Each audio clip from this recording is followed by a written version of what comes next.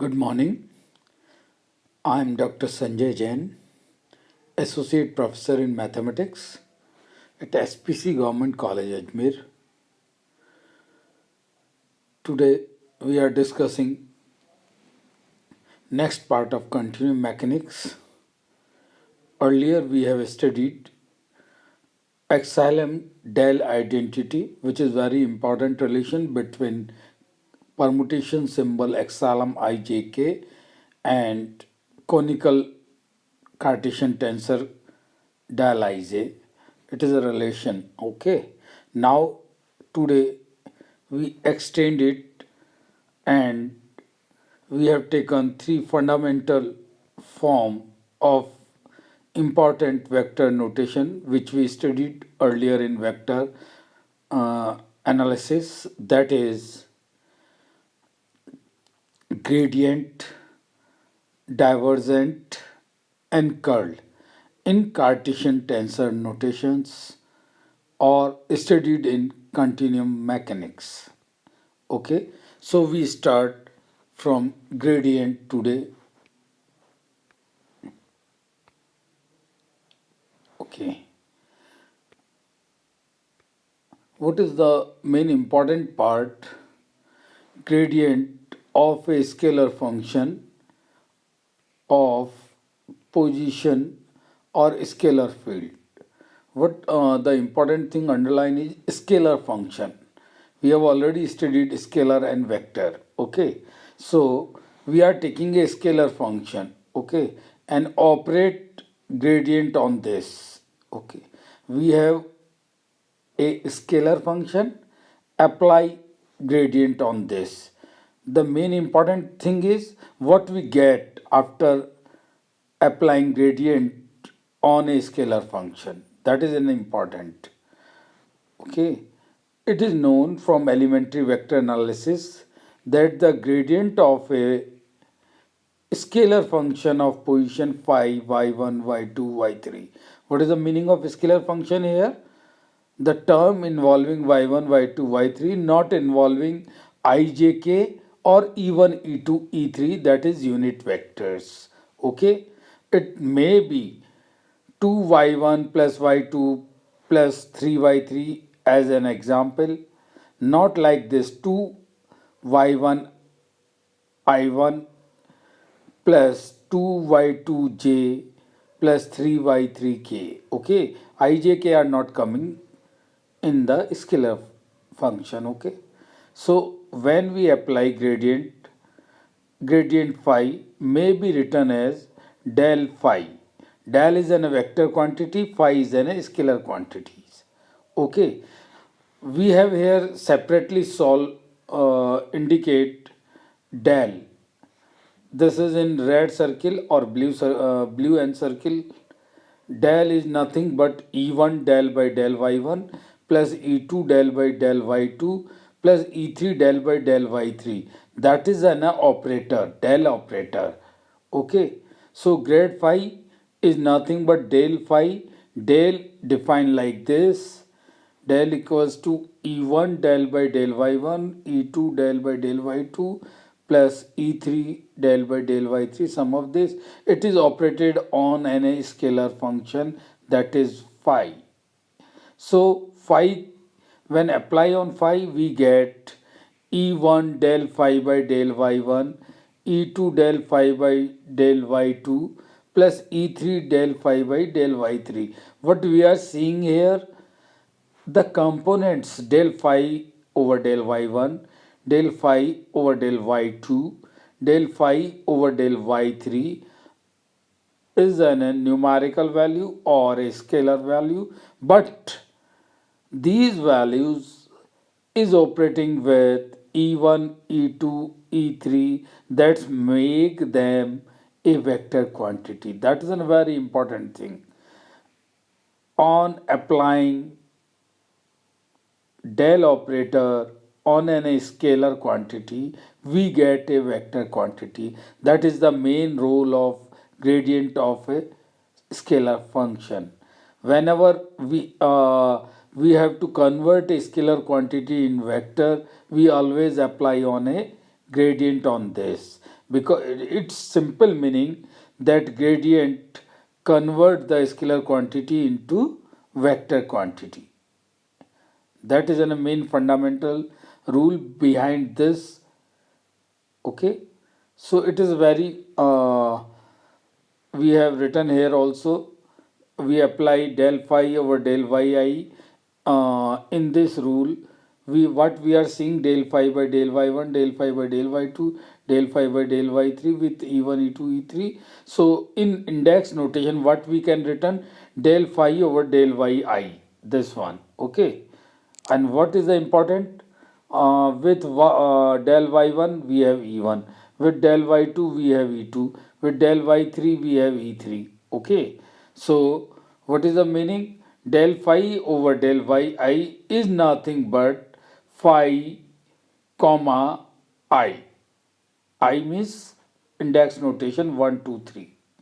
Okay, so this is an phi comma I is an a vector quantity where phi itself is an a scalar. Okay, so this is an index notation of gradient phi is nothing but phi comma I. Okay, so this is an a vector quantity. So gradient always give an a vector quantity while it operate on a scalar quantity. So whenever we change scalar quantity into vector quantity, we must apply gradient on this. So it is a very important about gradient.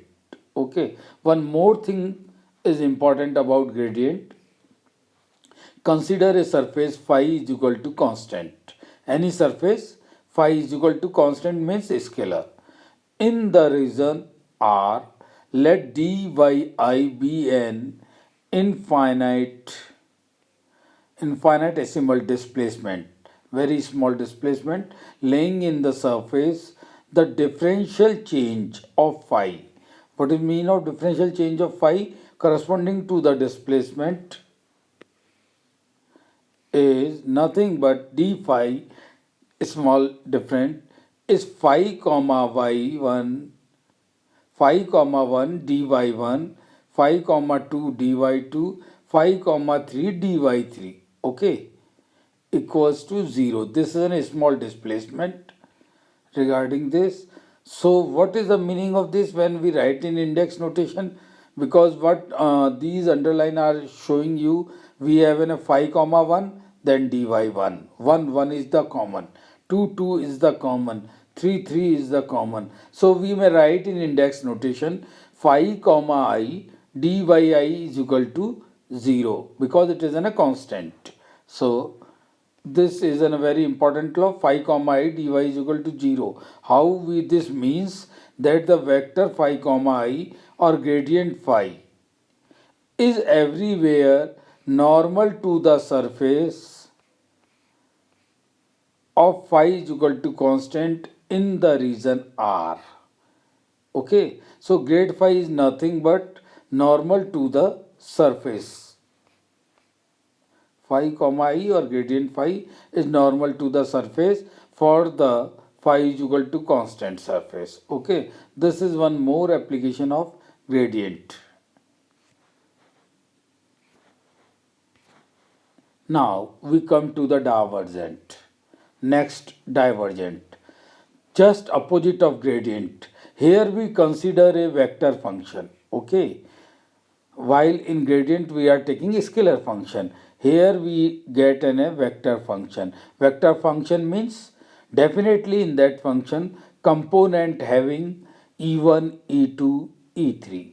Okay, so when divergent A means we earlier studied dot product. Okay, so we are using here dot product, del, that is the operator, dot a is an a vector, del is an a vector, a is an a vector. So what we are doing, two vector quantities del and a both are vector, we applying a dot product between them. So del dot a denoted by divergent a is nothing but del is what I, del over del y1 plus j del over del y2 plus k del over del y3 dot product a is nothing but a1 e1 plus a2 e2 plus a3 e3. When we taking dot product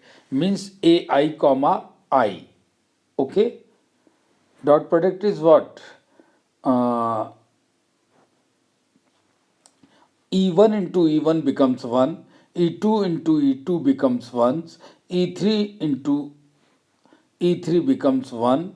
So we get, after taking their components, del A1 upon del Y1 plus del A2 upon del Y2 plus del A3 upon del Y3. What more thing we are seeing here, these three component doesn't have an E1, E2, E3 due to E1 dot E1 is 1, E2 dot E2 is 1 and E3 dot E3 is 1, that is an scalar quantity. So completely we are taking here divergent two vector quantities, taking dot product between them, and we get an scalar quantity without E1, E2, E3. So whenever we need a vector quantity wants to convert into scalar, we must apply a divergent to them. Okay, and what we are seeing here, we have in first component 1 1, second component 2 2, third component 3 3. Okay, so in index notation we may write it divergent a is nothing but a I comma I, because I and I are same, 1 1 same, 2 2 same, 3 3 same. Okay, a I comma differentiation with 1 2 3 y1 y2 y3, so comma I, because ai is a vector, and differentiate with y1 y2 y3. So divergent is represent in Cartesian tensor as ai comma I. Okay, and what ai comma I is an scalar numerical value. So divergent always give a scalar values or a scalar function answer. Okay, while in gradient we have considered a gradient constant function, sorry, constant scalar function. We have taken an scalar function and applying gradient, we always receive vector quantity. But here in divergent case we have both vector quantity but we receive scalar quantity. So in gradient scalar convert into vector, but in case of divergent vector convert into scalar. Okay, so these two having a both important role, both convert in gradient vector scalar to vector, but in case of divergent vector convert into scalar. Okay, so these are the difference between gradient and divergent. Now after that we have considered curl of a vector function. What we are difference between divergent and curl? In divergent we have taken dot product, but in case of convergent curl we consider a cross product. So in divergent del dot A, but in curl A del cross A. And how del cross A is open? Del is nothing but E1 del over del Y1 plus E2 del over del Y2 plus E3 del over del Y3. Okay, and A is what? A1 E1 plus A2 E2 plus A3 E3. So substitute these value in place of del and A, we get determinate notation E1 E2 E3, and component of dales are del by del y1, del over del y2, del over del y3. Now component of A are A1 A2 A3, and using this determinate property we get a E1 into A3 comma 2 minus A2 comma 3. You all know how to open determinate. When we open with the E1 we get an minus of the rest 2, del over del y2, del over del y3 and a2 a3. So cross multiplies this, we get a3 comma 2 minus a2 comma 3 for E1. Similarly, for E2, we get A1 comma 3 minus A3 comma 1. Okay. Similarly, for E3, we get A2 comma 1 minus A1 comma 2. What we observe in that case, whatever we have an indices with E, then the indices is not repeated in A's component. If we have even A's component having 2 or 3. Okay. In second, we have an E2, A's components are 1 and 3. But in case of E3, A's components are 2, 1. Means E's components are not coming again in A's component. So when we write this in index notation, we get curl A is equal to del cross A is equals to alternate plus minus there for even or odd permutation. So we may write epsilon ijk and ak comma j. These are the component of curl. Okay, but what we have in curl components, e1, e2, e3 also we are having. Okay, means it is a vector quantity. So in case of curl, we have taken a vector A, del is also a vector, so cross product of two vector is again a vector quantity. So in case of curl, we have taken curl vector quantity, and we also receive after applying del or curl again a vector quantity. So vector change into vector quantity. So it is a curl properties. So today we have studied gradient, divergent or curl, and seeing the importance of all these three. Gradient taken scalar quantity to vector, divergent taken vector quantity to a scalar, but in case of curl, vector quantity give to after applying curl again an a vector. So today we are ending here. So you go through with divergent, gradient, curl, because all numerical example after that and some theorems after that we need divergent, gradient and curl.